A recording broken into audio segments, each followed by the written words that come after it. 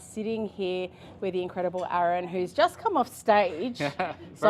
Very fresh. I've grabbed him to come on the podcast to share with you a little bit about who he is, the business that he's in, and some incredible insights for you all as marketers and as people interested in this world that we are in. Wow. So we're here at Accor Stadium, Sydney, Homebush. That's it. Great part of the world. Yeah. It's a great. The Olympics were. Yeah, the Olympics were here. You know, now we're just. Was here. Kathy Freeman was here, and you know what? Now we're here. Exactly. Yeah. So you know, that was just a warm up. Yeah, that's right. She just kept the track warm for us, and now we can come in and start talking about marketing. Yeah. So I'm Sarah Cassim. For those who haven't caught me on this channel yet, I am from Bright Orange Door, and I'm alongside my two incredible colleagues here supporting all our incredible businesses that are here. And I also get to have the opportunity to speak to all of you and interview incredible people like this. So you haven't started yet, you don't know. Oh, well, I think you'll be fine somehow. You just got up and spoke on a stage. Hey, you're doing all right. So prosperity media. It's a hard one, yeah. It's only hard for me because I've been talking all day. But tell me about it. Tell me all about what it is, who you are, and what do you do? So we started around 14 to 15 years ago as an independent SEO agency, essentially, and we cater mainly to mid to enterprise clients. So we've got a team that's built over the years, you know, from a team of 3, and I got a team of 30, 15 years later, and which is rather chunky for an SEO organization. You know, I've been at large media brands in the past, and you know, I had a team of around 15 or so max in the whole country. Yeah. So since then, we've kind of built the SEO team up. We've built a content team, a content department as well. In the last 3 years, we've added on digital PR as a service as well, which is a huge growing industry and a lot of opportunity in Australia. It's quite a mature market in the UK. So we've got a lot of UK talent coming out to help us build that product. And then most recently, we've started generative engine optimization, which is also known as GEO or answer engine optimization, AEO or AI optimization as AIO, but so everyone's got an acronym. everyone's got an acronym, that's right. And I don't even know where to start with interviewing you, because the scope of intelligence and knowledge that you guys have as an agency, and just you yourself up on stage talking about these concepts that you could see light bulbs going off in the room going, oh, and you know, that's what these sort of events are about.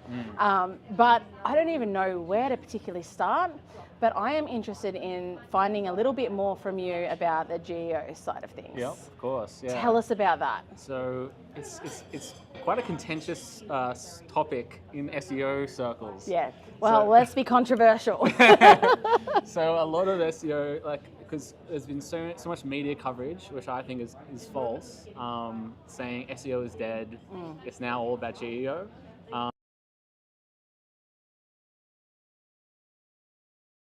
Saying, you know, so many different times in the past before research came out and all the different technologies that have come out over time. It's just the latest iteration of that. That SEO is still is at the heart of GEO, of a good GEO strategy. However, you do things a little bit differently and different points of emphasis, I'd say, in typical SEO. But GEO does have a huge growing opportunity for most brands if they're able to get on early and able to capitalize on the growing trend of LLM and AI adoption amongst users, particularly young people right now, but it is growing more and more. I was saying on the stage that on the way out here, I called my mum. I said, oh yeah, I'm doing a talk today about AI search.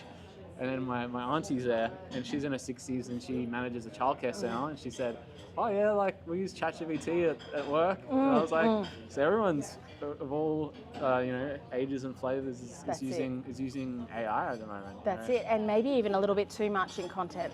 But that's another discussion for another time. You said something interesting. SEO is not dead. So let's just almost appease our SEO fans out there that don't necessarily believe that it is dead, and maybe the people who do think that SEO is dead. What's your take on that? What is SEO dead? Let's just put it out there. Yep. So what OpenAI have said in their mission statement is they want to have an advanced reasoning model with limited training data, and rely on external tools that they can pull from to then apply their reasoning to and give a generated output. So with that argument, what they've done, especially with GPT-5 right now, is that they have actually leaned down the training data, and they're relying more on search APIs to pull information and retrieve it that's relevant to the prompt. So they're essentially leveraging SEO to get the sources to give its generated output as well. And they're trying to build advanced reasoning models, not know everything models. They're trying to use as many tools as possible, APIs and other connectors, to pull real world up-to-date information and just do the reasoning for us. Yeah, right. So that's the kind of, I think when I heard someone make that argument, that was the bulletproof argument that search is more important than ever in generative engine optimization. But it is, the main thing is that, I remember when I was at university, there was I did a course called meeting communications, fundamentals or something like that, and I talked about a communications pioneer that talked about this concept called the medium is a message. His name is McLuhan. And essentially what we're having with AI versus SEO is an entirely different medium. Right. So people, with a new medium, people are able to convey an entirely new message, so that they're not confined by the previous confines of the medium. So for example, with SEO, you were confined to 10 blue links and some UX on the top. With generative AI, it's an entirely new medium, so you can interact with it and have a conversation with it. With SEO, as a one-way dialogue, you put search in and you got an output. With GEO, it's a two-way dialogue. So the way that humans are behaving with this tool and this technology is entirely different, which is why GEO is what I say is different to SEO in some ways. So it's almost like a different beast in itself, isn't it? Which is really a great way to put it as well, that we have to treat everything equally and we've got to be nice to SEO because it has a very big part to play still in the marketing game. If anything, it's very important, very, very important. So let's now have a little chat about the digital PR stuff that you've been up to. Can you explain a little bit about how that works and why is it of benefit to businesses and for marketers to be thinking about and looking at? Yep, so digital PR essentially is using PR tactics to achieve what we would say SEO or now GEO as well, objectives. So traditional PR is all about visibility and getting mentioned in different media circles and having impressions and reach, while digital PR is trying to enter new conversations and actually have an objective impact on the results of the client from a traffic perspective or a visibility perspective, by obtaining high tier news links. So in traditional SEO, there's 1,000,001 guest posters out there you can get links from, but traditional PR, digital PR, you can't do that same methodology of outreaching to get a guest post to Sydney Morning Herald. They're just not going to let you do it. No. So for digital PR, it's about creating a story using data. Either if it's our clients' original data sources, we can say, for example, if we've done research for a SaaS tool that had the closure rates depending on different price points of restaurants. They're a hospitality SaaS tool, and we could use that data and say, look, high-end restaurants are getting the most cancellations. We believe it's because of inflation.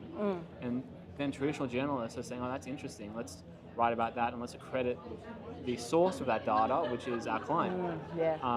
And I've done other campaigns that have gone absolutely viral in not just news websites, but in the print websites, on the TV. Love it. And one of our campaigns was even shared by the Deputy Prime Minister of Australia because it mentioned his hometown. and I couldn't even tell you who the Deputy Prime Minister of Australia is right now. But he shared it. That's the shared it, main yeah, thing. yeah. He showed that there was love there. So it's kind of digital PR's got that link value and that attribution value that SEO looks for, and we know those really high authority sites have more link authority than traditional SEO links. I like it. But it also has a halo effect of traditional PR, where you get the reach, you get the visibility, you get the brand mention as well. So would you put that as a strategy that you would put on top of active? So I know that there's a lot of businesses that thrive through influencer marketing, and they're really shooting to get that organic UGC. Is this something to think about to add on to those sort of strategies as well? Or does it partner up really nicely, or what's your thoughts on that? What we see mainly is that digital PR is not for everyone. Is that, okay, so we have this little diagram, it's like a little Venn diagram with the two circles, and there's like what your business cares about over here, and there's what a journalist cares about over here. And you care about your new product, journalist doesn't care anything about that. No. So the journalist is not going to write about your new product necessarily. So we need to find something that's related to your business, but is interesting to a journalist. Yes. So some businesses just out of the box do not suit this industry. Sometimes they're too hyper specific, and it doesn't meet like journalists from large media publications care about catering to a large audience. So for example, we have a lot of clients that would cater, like say for example, we have a car insurance company. No one cares about car insurance. No one's writing about car insurance, but vehicle and crash statistics by vehicles and things like that. Those are stories. You can say, Tesla's had the most crash rates. Who are the worst drivers? What are the most dangerous towns to drive in? Or those kinds of stories that kind of are in the same universe apply to digital PR. And we also see that the people who have the biggest appetite for this kind of thing is challenger brands. So you might not be the established, brand that's been around forever that has like a lot of legacy, brand awareness. They're kind of part of society, and but these challenger brands are up and coming. They want to get more known, more noticed online. They have more appetite than these traditional brands as well. That's it. That's amazing, and it's just an incredible insight into the way that PR works as well. Because my experience with traditional PR, it is, there's so much more to it. When you started talking about it, I'm like, oh yeah, that makes sense.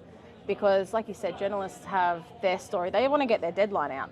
They want to do their job. They want to meet their deadlines. They want to make sure that people are reading their stories, right? So to be partnering it up, that's actually making their job easier as well, by you almost feeding them this content. That's great. People are interested in that. Yeah. That's trending at the moment. We actually have clients at a particular large media company that have given us a special email account. Oh, there you go. That only I love that. Some people know, so we can give them exclusives and things like that for our clients.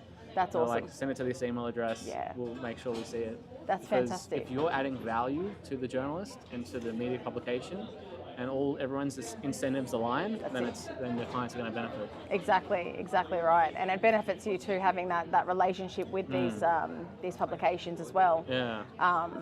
That you're trusted and you're doing the right thing by everyone in that situation. So, my hat goes off to you. I think what you're doing is absolutely incredible. I'm excited to learn more about what you do, and it's going to be an absolutely wonderful conversation that we're going to have after this about the whole, just PR in general, I think. How can we contact you? How can the people watching, how do they contact you or your team if any of this has sort of hit them in a way that they I need to contact him? I'm on LinkedIn as Aaron Taylor at Prosperity Media, or you can just go to our website and fill in a contact form there. Probably the best ways. yeah, and yeah, I'm posting a lot on LinkedIn about GEO and SEO and all that kind of stuff. And if you find value in that, then definitely follow along and get in Wonderful. contact.